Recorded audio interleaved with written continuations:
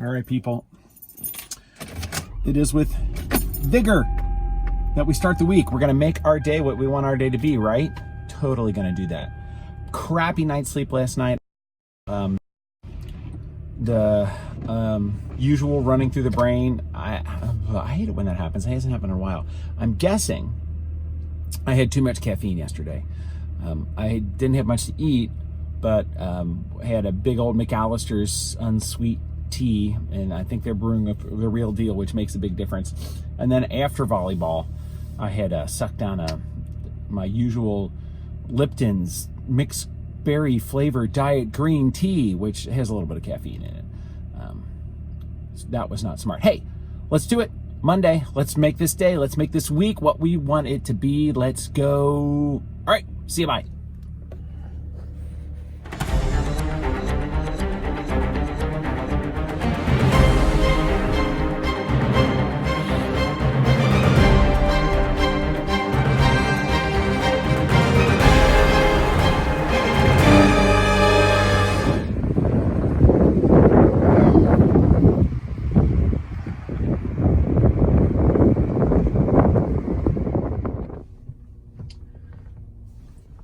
Again, we find one of our lunch regular places, Taco Casa. I'm something of a regular there now. I mean, they always know your name if you charge your food, right? So, but they still will address you by name, which is kind of nice. I thought it was a good opportunity to talk about why I like this place. Mostly it's nostalgia. It really is. I grew up a couple of blocks away from a Taco Casa. It's a really very small local chain. It's probably as big now as it's ever been, with 4 or so stores. I'll have to Google that and figure that part out. And we would go there when I was a kid. It was, the restaurants weren't everywhere quite like they are now. I'm not that old, I'm 54, so we're talking about, the 1970, 72, 75, into going up to 1980. So when I'm, 10 years old, that was one of the 3-ish local restaurants, one of which was an actual sit-down restaurant, so we just never went there. I remember eating there maybe 2 times when I was a kid. Because Mom cooked, we didn't go out to dinner. We would get Squire Jack's, which was Arthur Treacher's kind of fish and chips place. And then we had Taco Casa. And it's hard to describe. It's not what anybody would call, I don't think, real Mexican food, real Mexican cuisine. It is definitely just a local treasure. I would get the taco burger, so it was taco meat and a hamburger bun. Had to remove the tomatoes because I was so picky when I was a kid that I would not eat the tomatoes. And the chips. And we bought our bar when I was 10, so Taco Casa was 3 doors down from that. And actually when I was 16, we moved closer to the bar. Long story, the shortest version of is a local railroad bridge needed to be redone, which made the street that the bar was on kind of a dead-end street at one end. And so all of that vehicular traffic stopped coming by. And between that and before my dad bought the bar and then going into when he bought the bar, it was a lean time for the family. So we weren't eating out, that's for sure. And we ended up selling our house and moving into my grandparents' house, which was 2 blocks away. It was all in the neighborhood. We had rented it out for a little bit, but then we needed to move in, and that just put me closer to Taco Casa. And it was the place. It was the local place. It's changed a little bit over the years. It moved. It's no longer where it was, and nostalgia. So I still go for my small taco salad. The taco salad there is something weird and unique, I guess. They make their own ranch dressing, whatever seasonings they do in their meat is their special thing. And it just is what it is. And it kind of, fits in with the whole keto-ish kind of thing. If I don't eat the chips, I can't promise you today that I'm not going to eat the chips. All right, back to work. See ya. Do you like the sound effects when I do that?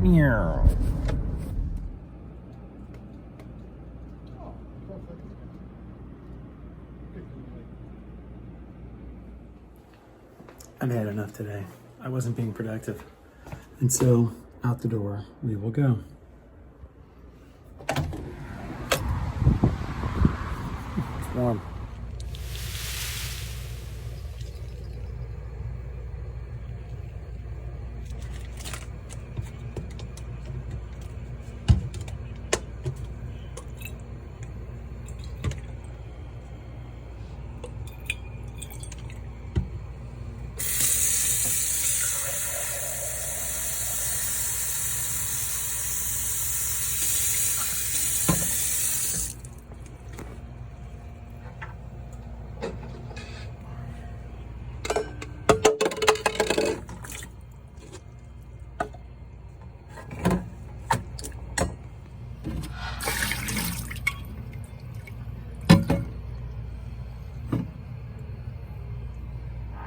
Everybody,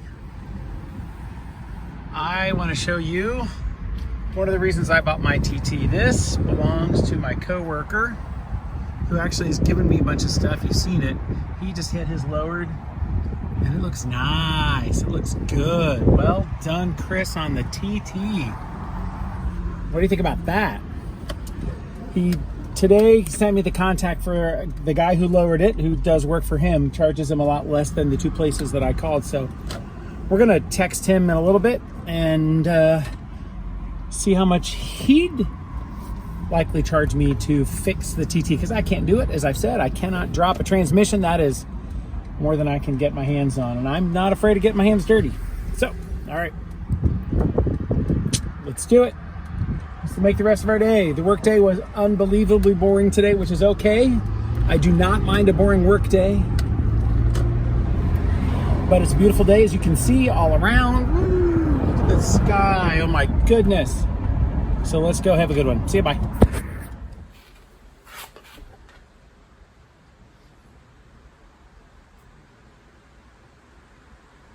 Of course, the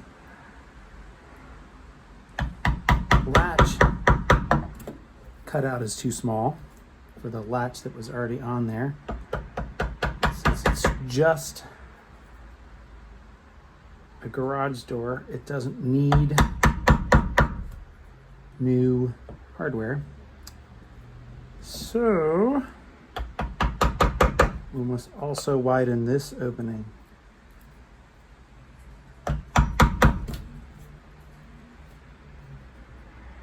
Afraid. Frankly, this is always where a guy like me cuts himself. So we're going to be extra careful to make sure that I don't do that.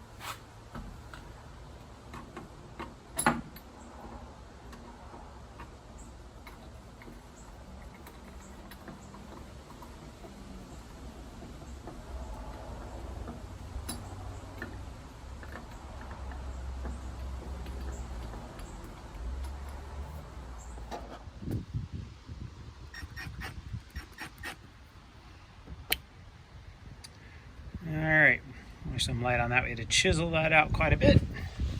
Let's see how we did. Oh yeah, baby. Alright, new door. Cleaned up. Gotta get something to cover that, because I don't really need a deadbolt, but there it is. Awesome. One wrench. I need one wrench. I bought a set of wrenches, and I don't have the 9mm. Let's do it. Look at me. I'm in the TT. So after a lot of discussions and shopping for tools, several trips to Harbor Freight, I finally got the 9mm combination wrench that I could slip over the nut to bleed the clutch which is located very difficultly. And I followed some instructions that I found in one of the forums about reverse bleeding it, which is taking like a medicine dropper, a hypodermic thing, like maybe the kind that you got for your kids to give them medicine and squirt it into their mouth. Some tubing, crack that nut a little bit, and then open up the reservoir, of course, and then squeeze clean brake fluid into it to push any air out the other side.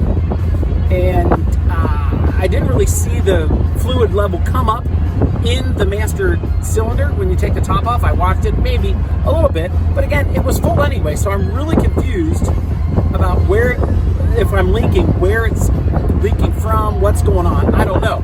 But I got my clutch back and I'm driving the car. So we'll see what happens as I drive it. Right now, the clutch feels great.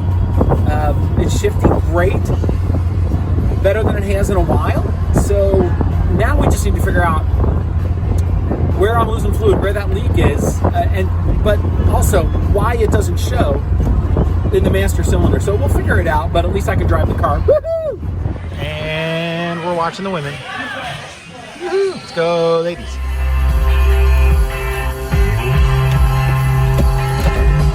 Wow, wow.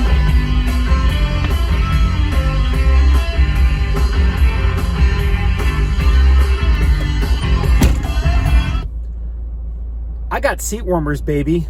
We're putting the top down. Woo! All right, we pulled out of the parking lot already. Car doesn't really want to go into first like it was doing before, so I put it second, put it first. I'm hoping actually I catch a stoplight on the way home so I can test that little theory, because it was shifting pretty nicely when I first got back in it. So the question is, why is it doing that? Where is there a leak? Is there a leak somewhere for my clutch fluid? And since again the brake system and the clutch system use the same hydraulic fluid, the same fluid reservoir, the same everything, the same brake fluid, is that why my ABS light is on? It didn't stop. Bummer. All right, we'll check it out.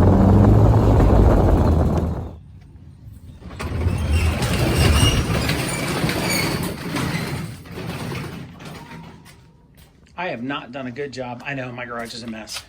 Done a good job of shooting video. All right, this is gonna get installed right there, obviously. I just used the old door hardware to hang the new, lovely, dinged up $60 door from Home Depot, which is awesome.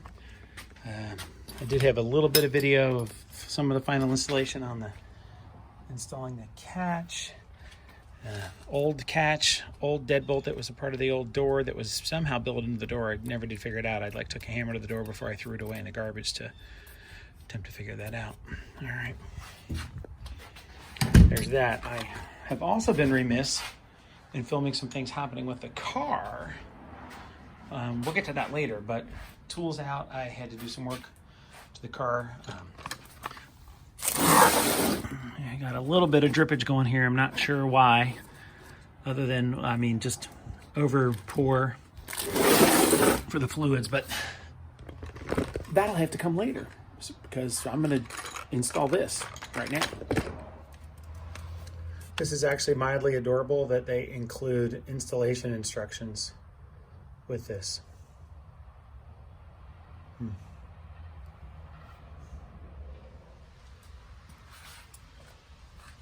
There is one significant tip that they offered, was just to make sure that the screw part is on the inside. Well, duh, that makes sense, but I can see where people would not think of that.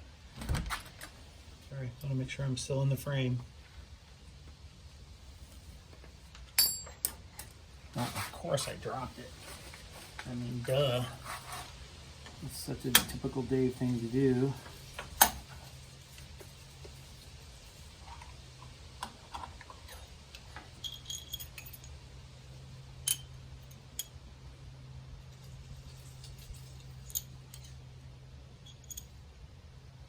Also, the parts match up pretty nicely. There's see the square, how that's all squared off on the edge. Oh, can we focus? I don't know if we can focus.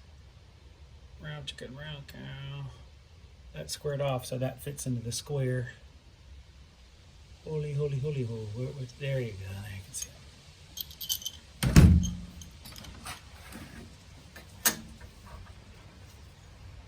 Oh, not right.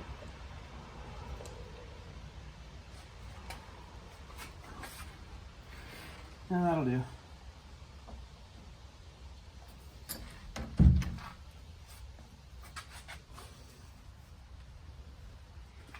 Oh, I gotta put all these tools away. This is not where they go yet, though. All right, car.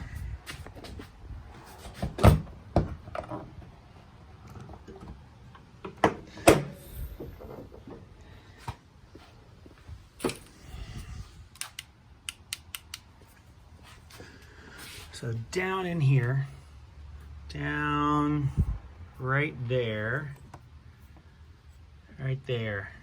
in the middle of all that, right there, is the bleeder valve for the clutch. This is all clutch in here that you can see, right? That's all clutch cables, things. Slide that back and forth neutral. And as you can see, it's kind of wet down there. Some of that is for me because I had to get more fluid in here. Now the reservoir up here, it shares with the brake reservoir. It looked perfectly full, and I had to take all of this off, of course, to get it to work. This is the intake, air intake for the turbo and the engine. Basically, I didn't have any clutch pedal, right? So we talked about what was going on with the car. With my foot, I would push it in and the clutch wouldn't come back to me. No returno on the clutcho.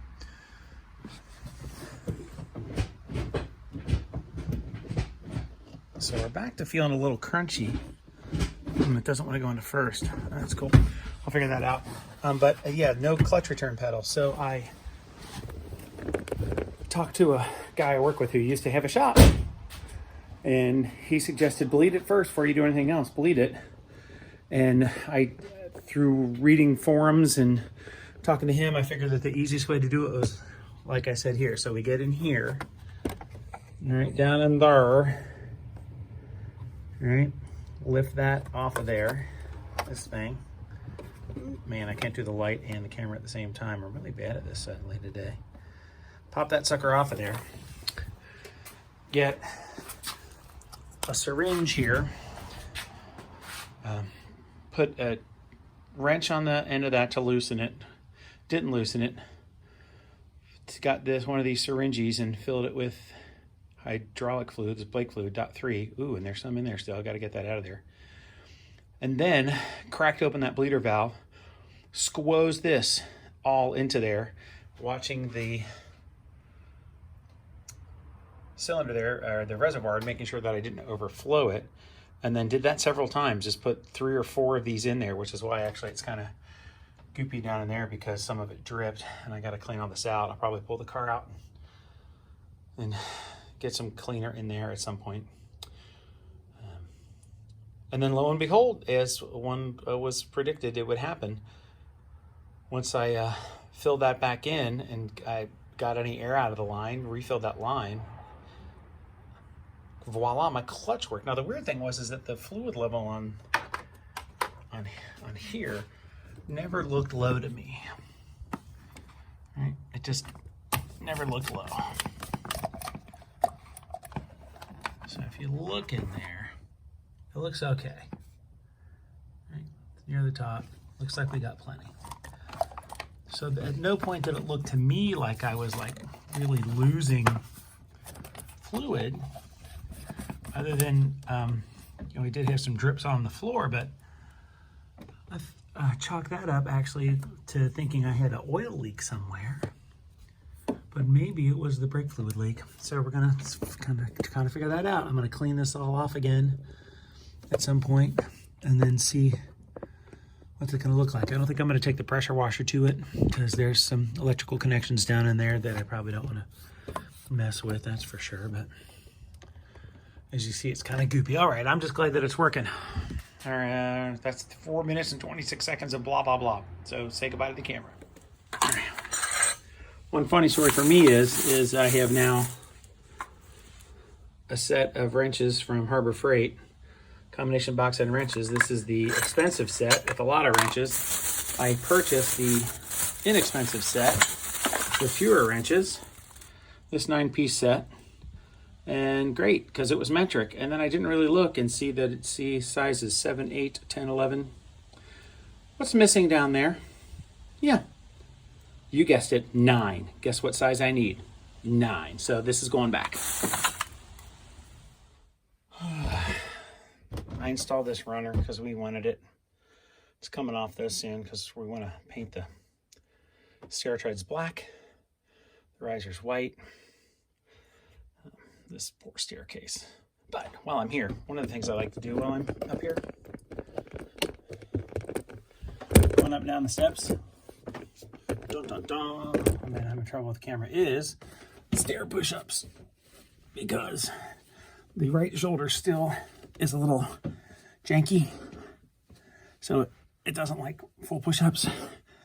So I do them on elevated surfaces whenever I can, trying to strengthen it so that I can do full-size floor push-ups. Whew. Are you counting? I'm not counting. I mean, I can do a lot of these because I'm on the staircase, but I lost count.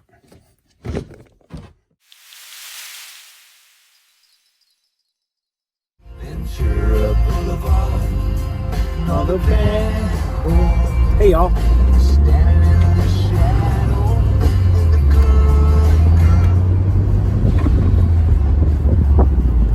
Well, I cleaned out the interior there of the engine a little bit. I sprayed with some vinegar and Dawn and some water.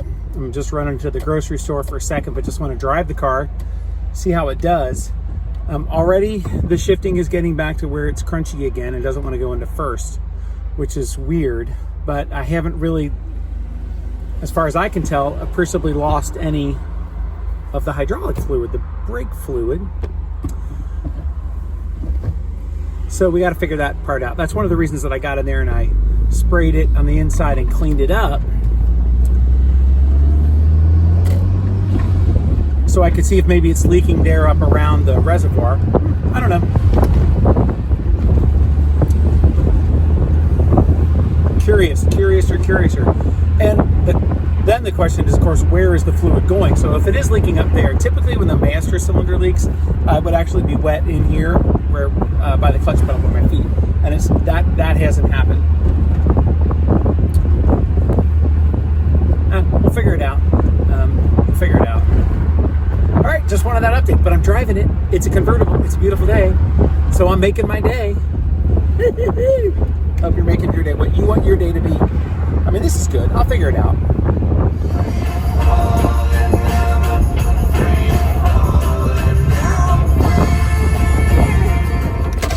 Nope. Already the clutch is not working correctly, so I'm turning around and going back home. I keep turning off the radio. It keeps turning itself back on. Question is, can I stay in gear and get all the way home again? At a busy time of day, 5:27. Lots and lots of cars. Keep your fingers crossed for me.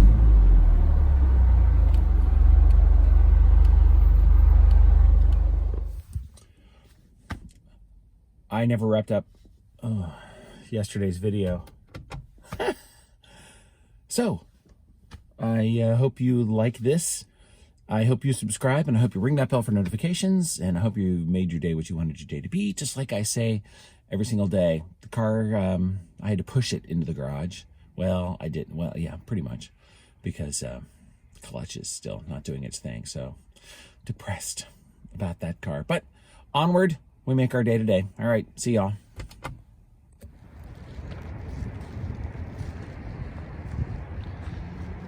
Yes, we've entered the time of year where it's dark when we get to work. I'm gonna whip around really fast though and show you the sunrise, and the moon is up there. So it's all good. It's a beautiful morning. Let's make this day happen. And get my finger out of the frame.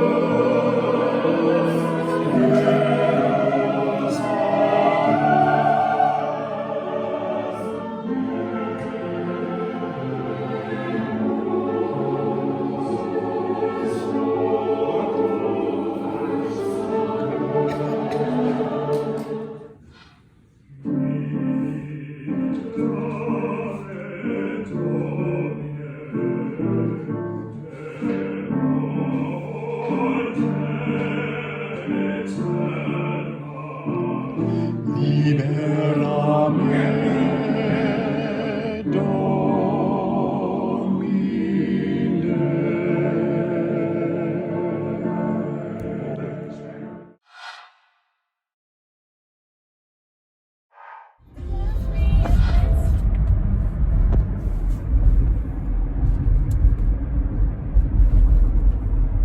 There's a car coming. They're probably wondering why I have my light on. And there's a car on the wrong side of the road up there too. Woo. Anyway, I just am coming from church choir. I have not been filming. I didn't film really anything today except for the little bits of church choir. And I've done this one other time, and I just wanted to pass along. Again, it feels really good when somebody says something nice to you. So one of my fellow tenors, older gentleman, was just complimentary tonight that I've returned all the way from when I had my polyps taken out of my vocal cords 3 years ago, which was kind of traumatic for somebody who's a singer and a talker. And I'm feeling pretty good, although I'm a little raspy, so I'm a little concerned. I've mentioned that. It happens. All right, got to turn off the light, got to pull in the driveway, and call it a night. I hope you were able to make your day exactly what you wanted to make your day. Takes effort sometimes. Sometimes it feels like the world is conspiring against us when we want to make our day what we want our day to be, but we have to do it. We have to be active in that. We can't be passive. We can't let things happen to us. We have to do things. I should mention that if this actually ends up being at the end of a YouTube video that I will make probably tonight when I go home or when I get inside, don't forget to like and subscribe and hit the buttons and stuff. All right.